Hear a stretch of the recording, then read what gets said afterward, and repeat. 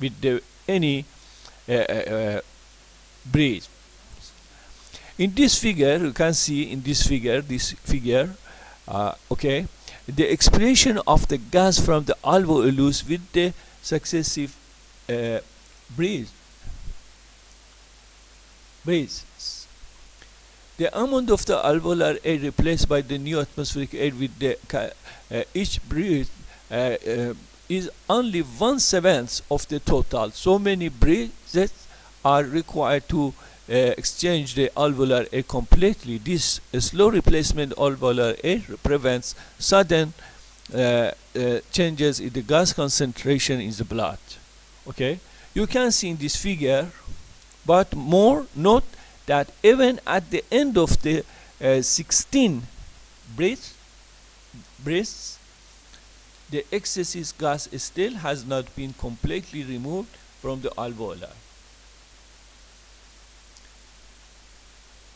This figure demonstrated graphically the rate at which excess gas in the alveoli is normally removed, showing the with normal alveolar ventilation, about 1/2 of the gas is removed in the 17 seconds in this here.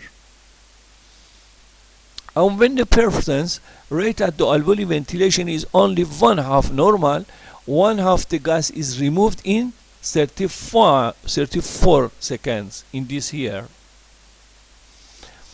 And when the rate of the ventilation is twice normal, 1/2 is removed is about 8 seconds in this here. The importance of the slow replacement of alveolar air we mentioned before, and just is repeat again. The slow replacement of the alveolar is one of the particular importance in preventing of sudden changes in the gas concentration in the blood. This makes the respiratory control mechanism much more stable than it would be otherwise, and it helps prevent excessive increases and the decreases in the tissue oxygenation, tissue CO2 concentration, and tissue pH when respiration is temporarily changed.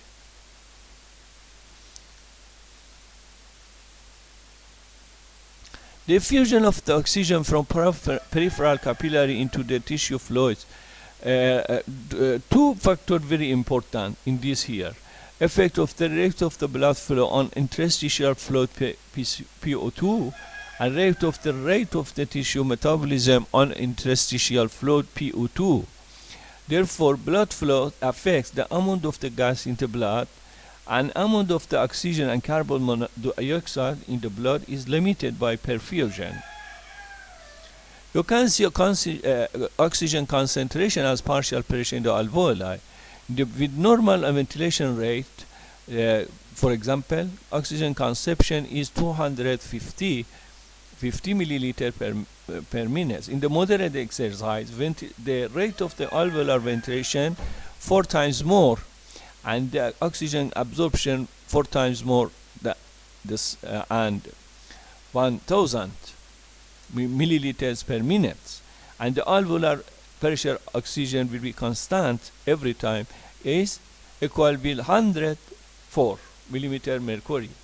For CO2 is opposite with the oxygen. The normal ventilation rate, for example, CO2 excretion is 200 milliliters per minute. In the moderate exercise, the alveolar ventilation 2 times more, and CO2 excretion is 4 times more, and 800 milliliters per minute, and the alveolar pressure CO2 is 40 millimeter mercury. The alveolar oxygen concentration is controlled by the rate of the oxygen absorption into the blood and the rate of the entry of the new oxygen into the lungs. The more rapidly oxygen is absorbed, the lower is its concentration in the alveoli.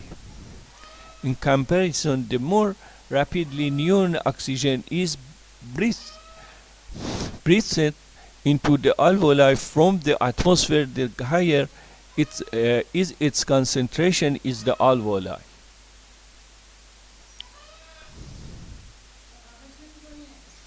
In this figure you can see effect of the alveolar ventilation on the alveolar PO2 at 2 rates of the oxygen absorption from the alveoli, 250 milliliters per minute and 1000 milliliters per minute.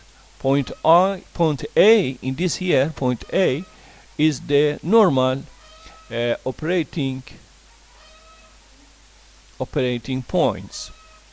Okay, in this figure, in this site, alveolar ventilation is per liters per minute. In this here, the alveolar partial pressure is of oxygen is millimeter mercury. Okay, and this is this site is upper limit of maximum ventilation, and this normal 250 milliliters of oxygen. In this here 1000 milliliter oxygen per minute, and every time we have this line, normal alveolar pressure oxygen.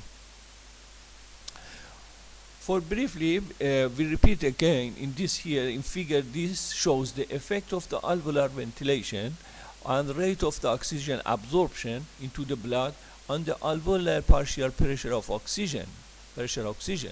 One curve represents oxygen absorption at the rate of the 250 milliliters per minute, and the other curve represents a rate of the 1000 milliliters per minute at the normal ventilatory rate of the 4.2 liters per minute is average, and approximately, and oxygen consumption of the 250 milliliters per minute. The normal operating pointed in the figure is point A. Again, okay, emphasis in this here, and the figures also shows that when 1000 milliliters of oxygen are being absorbed is each minute occurs during the moderate exercise, the rate of the alveolar ventilation must increase fourfold, okay, to maintain the alveolar pressure oxygen at the normal value of 104 millimeter mercury. You should know the pressure concentration, pressure gas in the alveoli, in the artery, in the venous blood, in the artery. For the CO2, this figure shows the effect of the alveolar ventilation on the alveolar partial pressure of the carbon dioxide, and PCO2 at the 2 rates of the carbon dioxide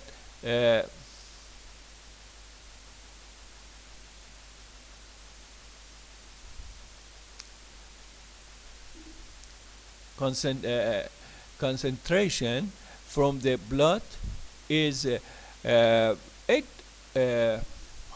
milliliters per minute, and 200 milliliters per minute. Point A is the normal operating points. Okay, this shows in this site alveolar ventilation per liters per minute, and this site is alveolar partial pressure of PCO2 per unit is millimeter mercury. You can see in the A point is the normal point, and is the pressure for the CO2 is 40. And the exercise in the moderate exercise, the excretion of the CO2 is change 200 to 800 milliliter CO2 per minute, and this again shows this line normal alveolar PCO2 is every time will be 40.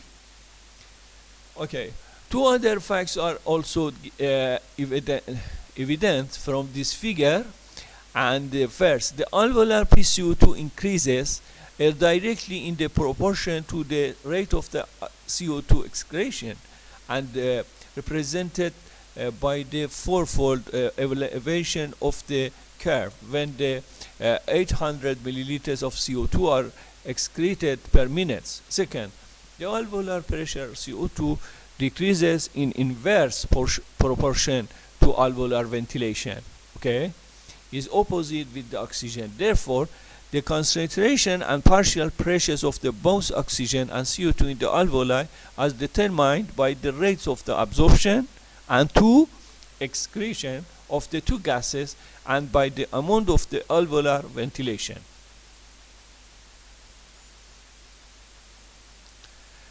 This figure shows that the oxygen and carbon dioxide partial pressure in the alveolus portion of the normal expired air.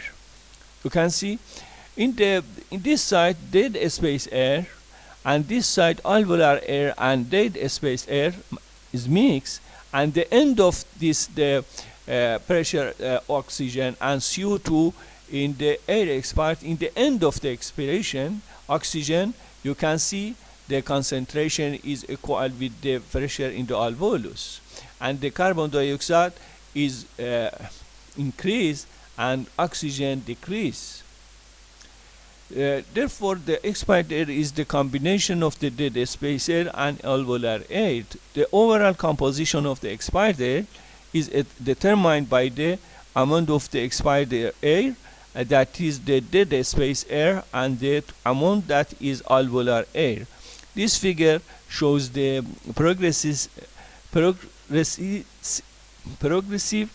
changes in the oxygen and CO2 partial pressures in the expired air during the course of the expiration. The first proportional of the air, the dead space air from the respiratory passageways, is typical humidified air as shown in table mentioned before. Okay, in the end of the flow from the alveoli, we have the oxygen and is equal with the 104, and carbon dioxide is 40. Okay,